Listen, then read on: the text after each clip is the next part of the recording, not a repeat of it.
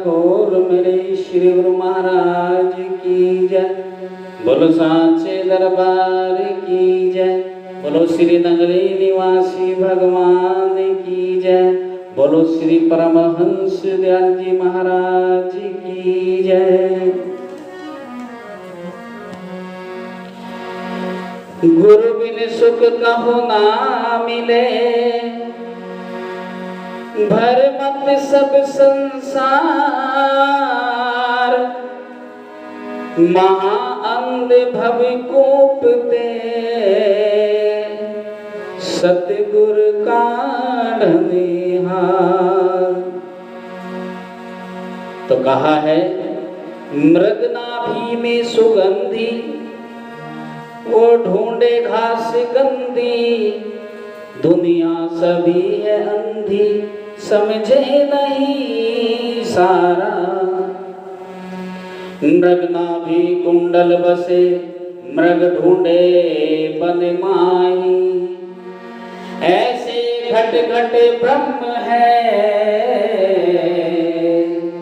दुनिया जाने नहीं। कहा है गुरु बिन सुख कहो ना मिले, भर मत सब संसार। महा अंध भव कूप ते, सतगुरु काढ़न हार। गुरु के बिना कहीं सुख की प्राप्ति नहीं हो सकती। ये दोहा आज का लिखा हुआ नहीं है, लाखों वर्ष पूर्व जिसने भी लिखा बड़े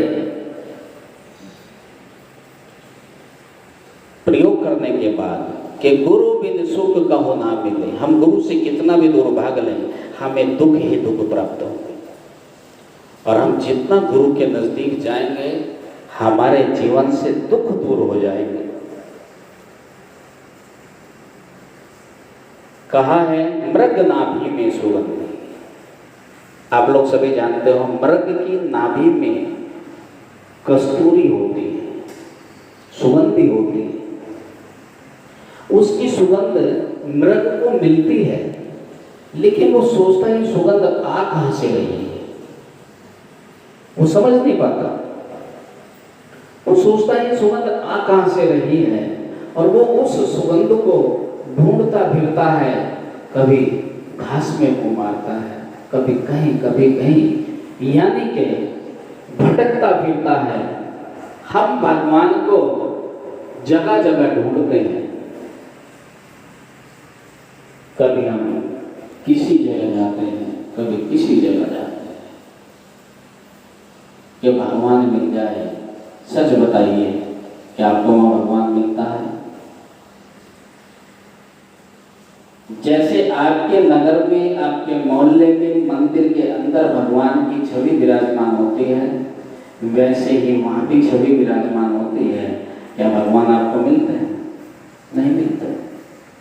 सिर्फ आप जाते हैं 1000, 2000, 10,000 रुपया फूंक कर, 2-4 दिन अपने काम को छोड़कर, और फिर वापस आ जाते हैं। हाथ कुछ नहीं आता। क्यों नहीं आता? क्योंकि मृग नाभि में सुगंधी।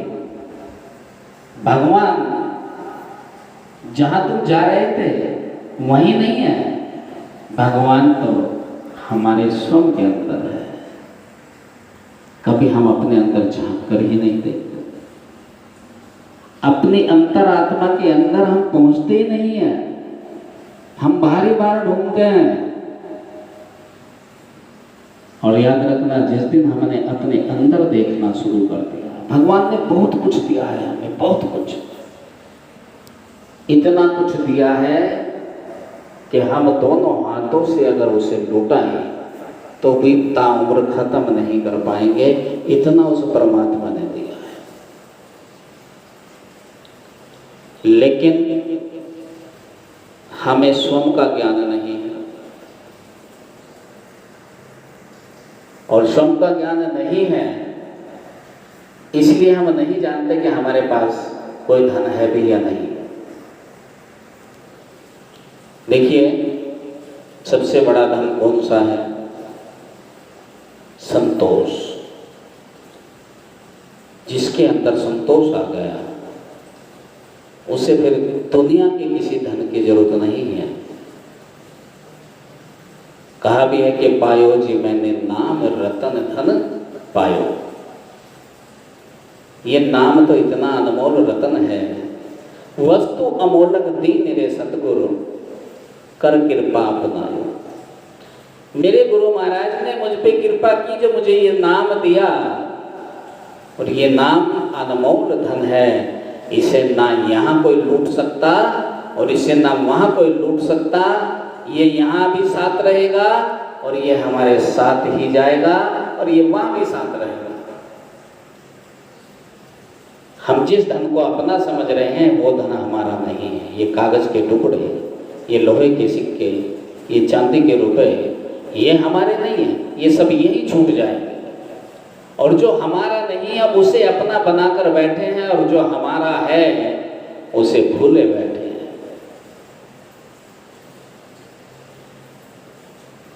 नाम लेने के बाद जब नाम का जीव सुमरन नहीं करता तो सोचिए जीवन में सुख कहाँ से प्राप्त होगा? सुख किसमें है? सुख भी तेरे, दुख भी तेरे। भाई सुख किसके बनाए हुए? उस मालिक के। और दुख किसके बनाए हुए? वो भी उस मालिक के। और सुख किसे प्राप्त होते हैं?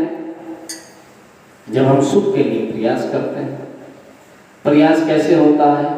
जब हम उस मालिक का गुणगान करते हैं, उसके मालिक के नाम का सुमरन करते हैं, उस मालिक के महिमा का बखान करते हैं। एक छोटा सा दृष्टांत मुझे याद आ रहा है समझदार के लिए, क्योंकि संत महापुरुष हमारे गलियों में भी आते हैं, हम मंदिरों में भी जाते हैं, हम टीवी पे भी सब कथा सुनते हैं, कथावाचक है, उसमें भी आप हमें सबको यही समझाते हैं कि बिना भगवान की भक्ति किए, बिना गुरु के आशीर्वाद के आप भगवान को नहीं प्राप्त कर सकते। प्रथमे गुरु जी को वंदना। पहली वंदना किसको? प्रथमे गुरु जी को वंदना। और जिसने गुरु को छोड़ दिया तो भगवान मिल जाएगा? कभी भी नहीं हो सकता। संत हमें बार बार समझाते हैं, लेकिन हम हैं कि हम समझना ही नहीं चाहते। संतों ने अनेकों प्रकार हमें उदाहरण दे दे के भी, नए नए प्रसंग सुना सुना कर, तरह तरह की बातें बता बता कर भी हमें समझाना चाहा, लेकिन एक हम जीव हैं कि हम समझ ही नहीं चाहते। एक छोटी सी बात मुझे याद आ रही है। एक व्यक्ति था भोला भाला, बहुत सीधा साधा। उसकी शादी, गांव का रहने वाला था और शादी उसकी शहर में हो गई। कहाँ हो गई? शहर में। उसकी पत्नी अपने मैके में गई हुई थी। उसके मन में आया कि चलो पत्नी से भी मिलाऊंगा, ससुराल घुमाऊंगा, और वो चला गया। ससुराल में पहुंचा, शादी के बाद पहली बार गया था। ससुराल वालों ने भी सोचा कि पहली बार हमारा मेहमान आया है, खूब इसकी सेवा करें। खूब उसकी सेवा भाव की, उसे बैठाया, चाय नाश्ता कराया, उससे कहा कि अब तुम स्नान कर लो। उसने स्नान किया, और जब भोजन का नंबर आया तो तरह तरह की सब्जियां बनाई और बहुत सुंदर व्यंजन। वो खाने के लिए बैठ गया। उसकी पत्नी पूड़ी बना रही थी, और पूड़ी भी बड़ी छोटी छोटी सी पूड़ी, बड़ी सुंदर, फुल्ली फुल्ली हुई पूड़ी जब उसके सामने आई, वो सोचने लगा, जब पूड़ी को उठाया, ये छोटी छोटी सी पूड़ी है, अब इसमें से भी क्या तोड़ूंगा। गांव का सीधा साधा भोला व्यक्ति था। उसने एक पूड़ी का एक ग्रास, यानी कि एक पूड़ी को एक बार में ही एक टुकड़े में खाना शुरू कर दिया। अब गांव का भोला भाला तो वो शहरों के चोंचले नहीं जानता था कि छोटे छोटे से टुकड़े खा के धीरे धीरे से खाना चाहिए, आराम आराम से। उसे ऐसा कुछ नहीं था। वो तो अपना एक टुकड़ा लेता, सब्जी में लगाता, गड़क। जब उसकी पत्नी ने देखा, उसकी पत्नी ने उसे इशारा किया कि एक पूड़ी नहीं, एक पूड़ी के 2 टुकड़े करो। उसने ऐसे इशारा किया, एक पूड़ी के 2 टुकड़े करो। पति ने समझा पत्नी 2 उंगली उठा रही है, यानी कि वो कह रही है कि एक पूड़ी नहीं 2-2 पूड़ी खाओ, और उंगली 2 उठाई गंवारपन पति को देख, और एक एक पूड़ी के ग्रास 2 ही करेगा। यानी कि पत्नी ने उसे समझाना चाहा कि एक पूड़ी के 2 टुकड़े कर, लेकिन पति कुछ और ही समझ रहा था। पति ने समझा पत्नी कह रही है कि एक एक पूड़ी मत खा, 2-2 खा, फटाफट भूख लग रही होगी। उसने 2-2 पूड़ी उठाई, एक साथ 2-2 पूड़ियों को ग्रास बनाने लगा। 2 पूड़ी एक साथ सब्जी में लगाई और खा जाए। अब पत्नी ने उससे जो देखा कि 2-2 पूड़ी अब एक साथ खाने लगा, जब 2-2 पूड़ी एक साथ खाने लगा, पत्नी ने उससे देख के अपने माथे पे ऐसे हाथ मारा। अब उसने हाथ तो इसलिए मारा कि मैं तुझे समझा क्या रही थी और तू समझ क्या रहा है। पति ने समझा कि पावे के प्रथमेन पूजनीय पूड़ी को शीश पे धरे जा। अर्थात पत्नी कह रही है कि 2-2 पूड़ी तो खा रहे हो, लेकिन खाने से पहले पूड़ी को माथे से लगा लिया करो, क्योंकि ये पूजनीय है, अन्न देवता है। भोला भाला आदमी था, उसने ऐसी करना शुरू कर दिया। 2 पूड़ी लेता, सब्जी लगाता, माथे से लगाता और खा लेता। पत्नी देखकर बड़ी विचलित हुई, दुख हुआ और सोचने लगी इसे अब कैसे समझाऊं।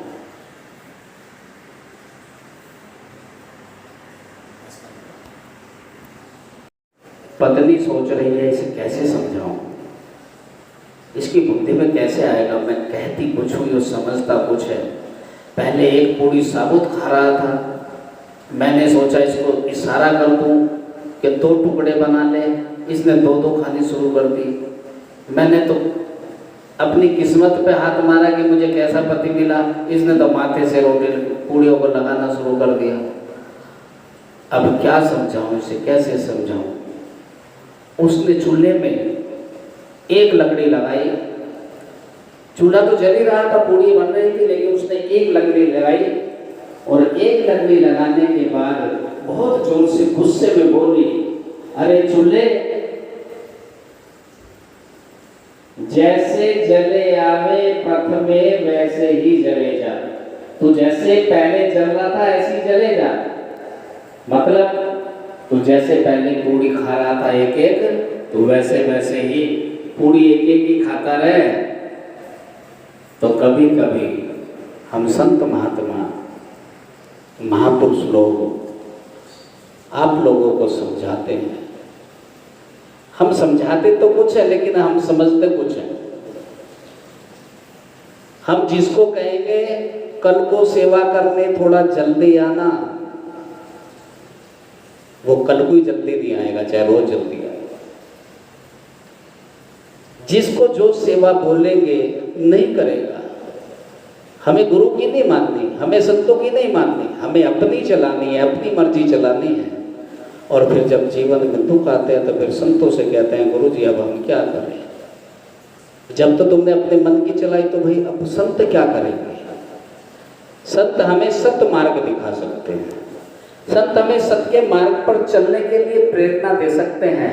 अब चले या ना चले ये तो जीव का स्वयं का मामला है ना, इसमें संत किसी को जबरदस्ती थोड़ी चला देंगे। तो इसलिए अगर सत्संग में जाया करो, चाहे घर में टीवी पर ही सत्संग देख रहे हो, अब आप लोग सत्संग सुनने के बाद उसको मनन जरूर किया करो। जब आप मनन करेंगे तो निश्चित वो परमात्मा आपसे प्रसन्न होगा। और इतना याद रखना, जब वो प्रसन्न होगा तो आपकी हर मन की मुरादों को वो पूरी करता चला जाएगा। इन्हीं शब्दों के साथ मैं अपनी कुर्बानी को विराम दूंगा। तो बोलिए सांचे दरबार की जय।